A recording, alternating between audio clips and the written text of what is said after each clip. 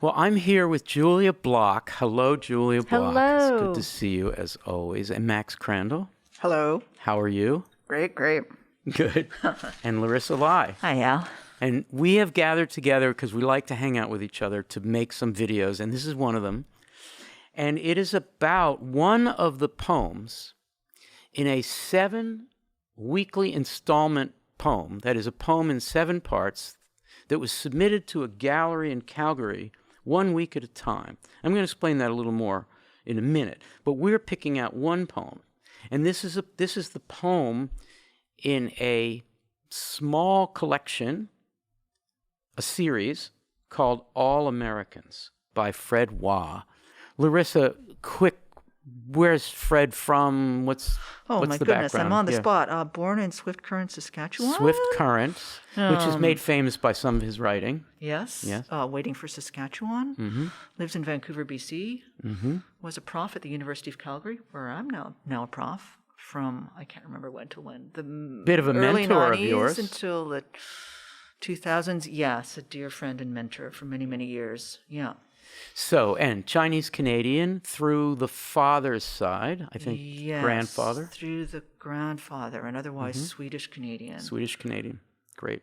So Fred Waugh was asked by Luann Martineau of the Art Gallery of Calgary in 2001, as there was going to be an exhibit between September and November at this gallery, and Luann borrowed 2 drawings, paintings, that depict in some way or other the uprising of the Eastern Dakota, or otherwise known as the Santee Sioux, in southwest Minnesota in 1862. And as a result of that uprising, some months later in December, 38 of the Santee Sioux were hanged at Mankato. And these 2 paintings that were exhibited at this art gallery either were or weren't contemporary depictions. It's not clear. And it's not that important that we get into the details of that to try to understand what this one poem is doing. On the day that so these were going to be weekly installments of 4 writers who were writing independently of each other. No doubt after the first week, they would go to the gallery and they would each see what the other wrote, and that might have influenced what they wrote for the next week. But we're reading the 5th week, I think. We're talking about the 5th week. But the first installment happened to be on the afternoon of September 11th, 2001, which was the date when buildings in New York and the Pentagon in Washington were attacked by terrorists in planes. And so as Fred began to write about the uprising of the Eastern Dakota, the Santee Sioux, he began to hear the voices around the world in responding to 9/11. So the poem that we're going to talk about has a combination of those registers, that vocabulary, and the time registers. But each line, which is in the original centered, begins with the first-person pronoun. So before I ask one of you to read the poem, would someone read the Nicole Brossard epigraph? Because it's so relevant. Julie, would you? Sure. Anyone who encounters insult and hatred because of her or his differences from a powerful group is bound, sooner or later, to echo a we through the use of I, and to draw the line between us and them, we and they. That's Nicole Brossard from Poetic Politics. So Fred put that as an epigraph. I'm guessing at the beginning of the project because it seems to inspire the project. So Larissa, Fred Waugh often writes about the problem of pronouns, particularly who is a we and who is an I. And we've chosen, or I have chosen, I have to admit, there's a great we poem here in this series, but we've chosen an I poem. Larissa, would you be willing improvisationally to comment on what Nicole is saying in that epigraph about the we, to echo a we through the use of I? Wow. Well, I think particularly because it's Fred's citation, and Fred is one of the things I think that's part of his life's work. He's really interested in the I as a problem, the problem of the speaking self, but also the grammatical position, the instability of the speaking self, what the possibilities of the speaking self might be if one is mixed race. So all those questions of hybridity, I think, for Fred are really important. And then in relation to the we, another of his big concerns is the politics of the social. And so what does it belong to a collectivity? And when one speaks oneself, how is that connected to collectivity? Is it possible to speak for others? Can we? Should we? When do we find ourselves doing it in spite of our best intentions? So I think he's thinking about all those kinds of things. Wow. And I think as well... You're amazing. Oh! This is great. You've thought about this just a little bit. Oh, I sat with the guy for a long time. Yeah. In terms of drawing the line between us and them, I mean, that was such a thing of that moment here in the U.S., right? Like, you're either with us or against us, that whole Indeed. production of binaries. And the series was already assigned to be 4 Canadian writers were being, of various hybridity, were being asked to comment on an uprising that took place in the U.S., in Minnesota. Mm-hmm. Minnesota was already a state at that point. Mm-hmm. So the we, and the series is called All Americans, mm-hmm. which gets to issues of indigeneity as well as Canada and U.S. Mm-hmm. Mm-hmm.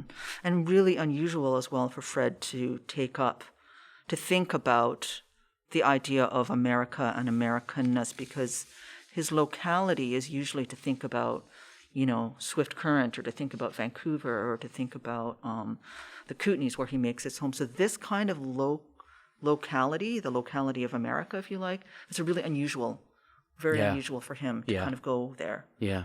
Although he's educated, I think. Well, he spent some time at Buffalo and Mexico with Robert Creeley. That's right, yeah. Okay, so now one of us is going to read the poem, and then we're going to talk about it. This is part 5 of a 7-part series. Julia Bloch, would you be willing? Sure. I don't think that I can overstate it. I am terrified. I have not participated in the plunder. I have no confidence they will stand by any agreement. I'm at David's house. Where are you? I am dead or alive. I think it was on Tuesday. I remember my mother said they would get together and cover up all the windows with blankets so no light could go out. I is one word and the next. I have been saddened by thought. I am not going to change my lifestyle because of these things. I'm actually more heartened by the support than frightened by the threats. I am for continuing the war. I can truthfully say the experience photographed on my youthful mind can never be defaced by time. I am the name at the top of the list, the Ire in Prairie. http://www.briansbreweryana.com/standardmassacretray.jpg. It is my purpose utterly to exterminate, if I have the power to do so, and even if it requires a campaign. I am a dusky warrior. I have to say that the stories are in my version. I could pick all the flowers I wanted. I had no appetite, yet wanted and was. All at once the horrible scene of the day before came back to me. I called in their language. I said, I'm Raven. I find it amazing that it was this sophisticated and coordinated an attack. As I am slow in my movements, it will probably take me a long time to reach the end of the journey. In an airplane, so I may break up. I will wait until the dance is over. Wow. Okay. Where should we start? Max, any thoughts about any of those lines, or how they combine, or what the different registers and rhetorics, time signatures are? How confused are we as we read? I think I'll start with a general comment about movement of the piece, which is where is this? The first line of this whole pamphlet is "We are all Americans." Yeah. And then it ends with the line, "You are all Americans." Mm-hmm. And so there is what one might want to call a progression of how we get from there to there. But the more I sat with the pamphlet, the less I think we can think about progress in this context. But the more it seemed almost like a linguistic project where, because each poem, like you sort of said this at the beginning, this is the poem that uses I, but there are other poems that use he. There's a poem with just you statements. And so I felt that there was this sorting that went into making this poem or this project, that is a process that's sort of bureaucratic on its nose, right? I'm going to work, but it produces these arrangements that are meditative in a way, that are so haunting. I think that's where the hauntingness comes from, is through the arrangements that are so deliberate. And so there's an arrangement on the level of just pronoun, but I think even just the choices that the poet would have to make with this text that is so dark, which goes first, which goes second. I mean, it's a way of sitting with this material that is really intense. Beautifully said. Larissa, where should we go from here? Just thinking about what Max was saying about the work of the pronouns and how different ones in the series take up different pronouns. There's also the work of citation that's kind of unfolding fairly intensely, I think, in all of them, which means that the work of the pronoun is shifting. So in this one, the I is not self-same from one line to the next, and it is often, getting back to that Brossard quote, it's also there's kind of a reverberation of a kind of multiplicity at work in the I of this poem. I did do a little googly-do just to see if anything was directly quoted, and indeed there are statements like from Bill Clinton in support of Bush. This last, second to the last line, "In an airplane so I may break up," is one of the passengers who was on, I think, a plane that crashed into a field. So for Fred to sort of be, in some instances, citing Clinton saying something, saying, "I don't think I can overstate it," or "I have been saddened by that." I'm not sure if Clinton said that, but by having the self constantly shifting and often cited, does produce the effect of a collective, of a we that's speaking across a wide swath of space and time. That's really curious, and it's a really interesting, strange way to use any pronoun that I think only a poet could do. Yeah. Julia, this puts me in mind of the historical problem, because if you are trying to do a poem series about the uprising of the Eastern Dakota in 1862, and that gets interfered with by the rhetoric of an attack from outside on the U.S., which brings everybody together. "We are all Americans now," said the French in Paris, Le Monde. That was the famous headline. That really complicates, or maybe actually makes possible, a new understanding of the role of the U.S. Minnesotans, who, with permission of Abraham Lincoln, hanged 38 people. So I guess I'm asking you an impossible question like this. It's already complicated for Fred to be, for this Chinese-Canadian writer to be writing about a U.S., the largest one-day mass execution in U.S. history. Yeah, to me, the section that we're looking at is all about the collapsing of time that happens when we dwell in historical atrocities, historical disasters, historical errors. And we happen to be talking about errors that have a huge impact on our conceptualization of the nation state and national identity. But I'm one of the kinds of work that this repeated I does is to mix up linear time. And so I feel like one disaster bleeds into the next on this very personal level. And yet, of course, it's not merely personal or just personal, because those eyes are shifting, and some of them are quoted, and some of them might be the poet, and some of them might be overheard after 9/11 in this moment. Some of them might be plucked from historical documents. And so it seems like the poem is saying there's the impossibility of truly reckoning with history, which is maybe not so different from the impossibility of reckoning with the I and the speaking I. The fraughtness of it, though, is the problem of who represents whom, right? Who gets to speak for whom? And I mean, thinking about the Sioux uprising and the put down by the U.S. state, that's colonial violence, that's colonial action, where the attacks by those planes was an attack on the U.S. state by Al-Qaeda.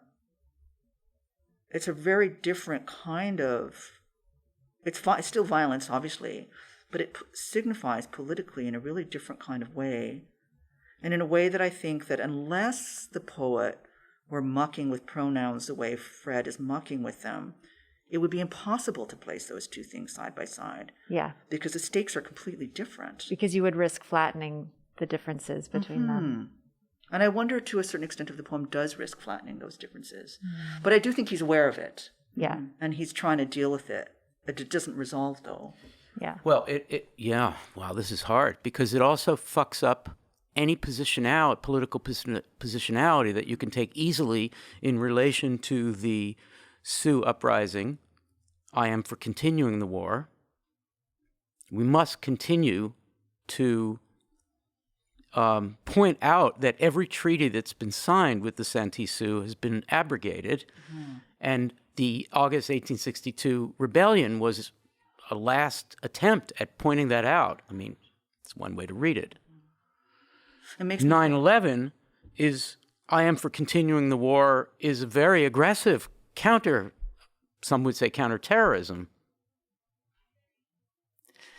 So it's not easy to take a position in relation to a war in this case. And that's the word fortunate is going to be in quotes. It was a fortunate convergence of two, taken by themselves, maybe easy political positionalities for people on the left, people who are aware of the violence of the legacy of settlers, of European settlers, each one easily, but then put together, and it's not easy. It's not easy to see I am a dusky warrior. If this poem were just about 9/11, I don't think it would be any easier to reckon with the politics of that event and the trauma of that event. And the admixture of these multiple events just creates this impossibility of the form. I'm wondering what's going on with the fact that there are 3 points on the page that are enclosed in quotation marks.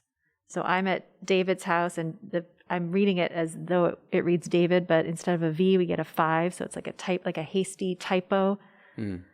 And then further down, I called in their language. I said, I'm Raven. So relaying a speech or a moment. And then in an airplane, so I might break up, which we've already acknowledged is probably a quotation from one of the planes that went down. Those 2 other quotes are from Neil Stephenson's Snow Crash. Thank you. Yeah. Yeah. And so David is a character in Snow Crash who is, I think, responsible for the running of a hacker city. It's a speculative fiction novel from the early 2000s.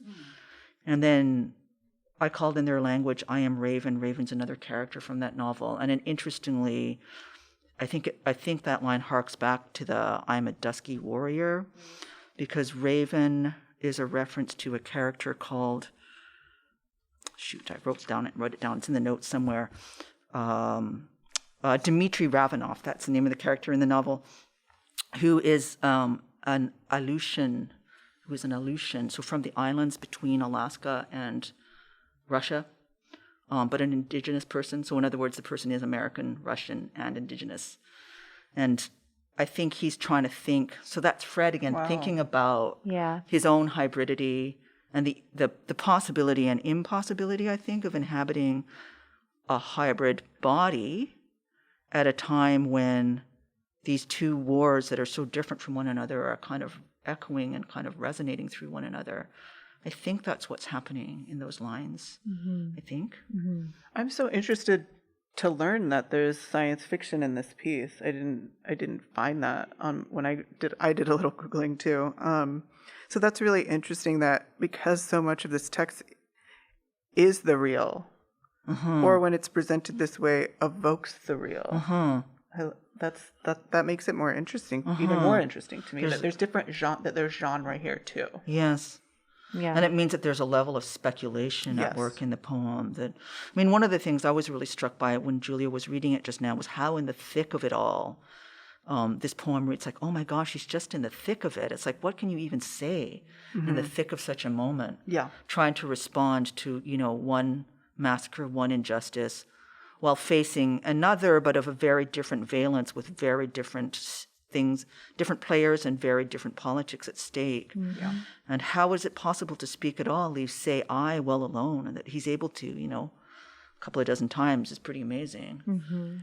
How does a Canadian respond to two U.S. specific events? One, which might as well have happened north of the border, 1862. Well, let's face it. What this made me think of was the Riel Rebellion, which is a major turning point in kind of Canadian national politics, when this large Métis rebellion was put down in Manitoba, and the leaders, including Louis Riel, were hanged. And it remains a huge deal and a huge bone of contention. So the minute he starts writing about this massacre, which I didn't know about, I'm like, oh, it's Riel. So yeah, there's a sense in which there are analogs north of the border. But I think it also comes back to what you were saying about thinking about America, not just as the U.S., but the Americas and the Americas, in which case Canada is also a part. And certainly around an event like 9/11, the mainstream sympathies in Canada would be, with New Yorkers and the Twin Towers and, the firemen, all that went on down here. How thickly complicated is it historically for a Canadian, or let's say, not to put too fine a point on it, Chinese-Canadian poet to feel or convey through quoted lines a solidarity with all Americans, and in the Le Mans sense, it means U.S. In the sense of this history, it means North American, probably.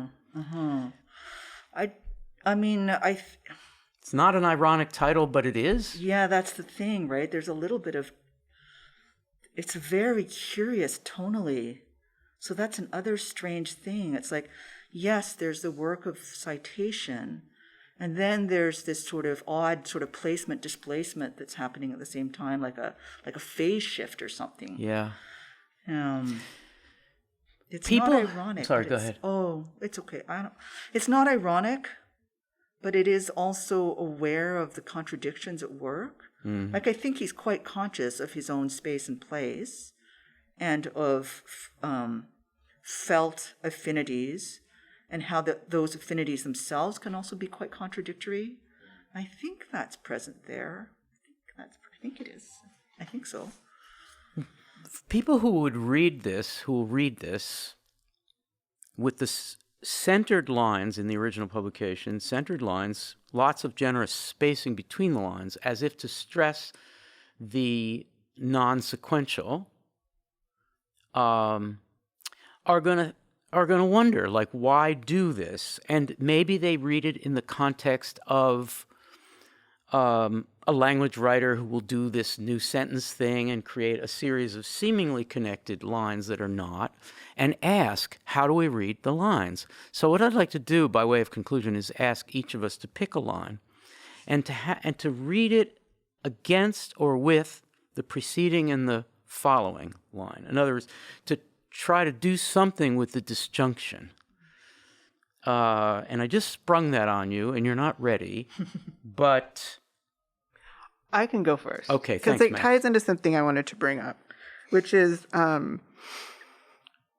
I think it's nice to remember this work as an object and as a performance of sorts. So, like, the fact that it's printed on this blood red paper is important. In the house press chapbook, yeah. And the fact that before it was a chapbook, I don't know exactly, but it was, I think it's important to remember that these are one-pagers that were presented. Right, and with put up on a wall, probably. And time, space and time between them. So they also look like posters, which also in this context makes you think of political propaganda and the images that were inspiring the response. And so in that sense, I think when you look at this poem as like 8 pages or however many pages it is, and we start wondering about the risk that's taken that could be a risk of conflating, or it's important to remember that the artist, the poet, knew that there's a lot of space around these lines, literally and on the page. And so I just would start with the beginning of this page with again, the first declarative. I don't think I can overstate it. And there's no referent. So it does like the sentences that follow, they, quote, come out of nowhere. But of course that nowhere is the state nationalism, all of the things we've talked about before. I don't think I can overstate it. And then I am terrified. They work together, but they also don't. Mm-hmm. And if they're terrifying, I am terrified. There's no referent, what is it? We can't even name it. Great. Okay. Who wants to go next? Creating context? I can go next. My eye went to, I could pick all the flowers I wanted. I love that line. And the line before is, I have to say that the stories are in my version. And the line that follows is, I had no appetite yet wanted and was. So all 3 of those lines are about sense, experience, but also storytelling and history, and there's something about it also felt like an allusion to the place of Minnesota and the prairie and flowers and plant life. And this talk about the sentence makes me think about a poem that perhaps this anticipates somewhat, which is Layli Long Soldier's 38, which is also about the Dakota 38. And Long Soldier's poem begins by playing with the word sentence. And she writes, here the sentence will be respected. I will compose each sentence with care by minding what the rules of writing dictate. And it's a very metapoetic poem about about people being sentenced to hanging by the state. And the painful impossibility of doing that kind of history in the poetic sentence or the sentence poem. Perfect. Wow. Nice. And Fred's work and this commissioned work predates that text. Yeah. Very interesting. Larissa, did you find a sentence? Oh, sure. Maybe I'll just follow up on what Max was doing, because the opening is so amazing. And this will be a Canadian juxtaposition. I am terrified. I have not participated in the plunder. I think that's often the way Canadians feel about the possibility of taking the consequences. Oh my! Things that unfold down. You opened the door. Meaning what? Like, I'm Canadian. I don't do this kind of thing. I'm not responsible. There's that whole Canadian, our military compared to the U.S. military, it's very small. And we rely on our defense so much on you all down here.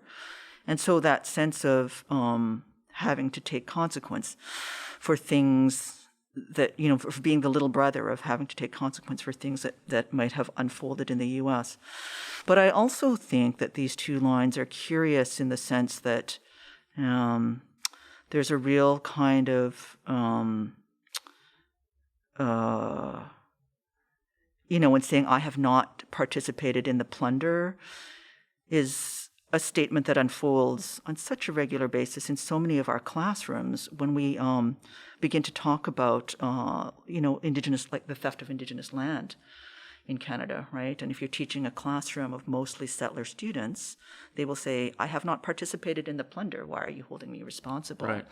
So there's also that sense of a commitment to an ethics of individual culpability and a drive to slip away from the culpabilities that are attached to us through the histories that we've inherited. And then the terror becomes the terror of being held accountable for something that one indeed does have a hand in, even if it's not one's own individual hand. And so that gets back to the problem of the I and the we again, in that Brassard quote. Well said. I'm really glad that we concluded this video with this exercise because it's really a great way to do the close reading. Well, I'll do the last one. And before I do it, I just want to thank you all for participating in this. And Fred Waugh is a poet that I admire more and more and more as time goes on, as I read. So mine is the conclusion of this I piece. The middle sentence we've already said is a quote from someone talking on a phone on one of the planes that's going down on 9/11. And I'm just going to assume that the line above it is referring to the 1862 context and that the one below it also refers to the 1862 context. And for all I know, that's not the case. Its source may be different, but that's the way I read it. As I am slow in my movements, it will probably take me a long time to reach the end of the journey, which sounds like wisdom. It sounds like vitalistic wisdom. It really does, right?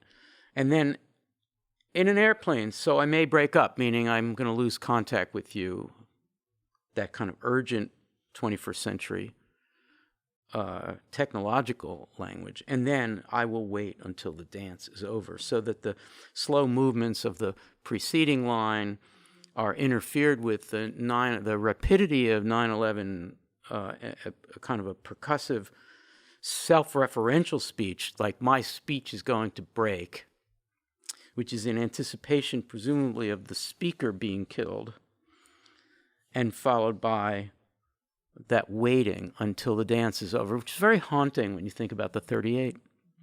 Well, thank you all. Thank you, Julia. Thank you, Max. Thank you, Larissa. Thank you. You.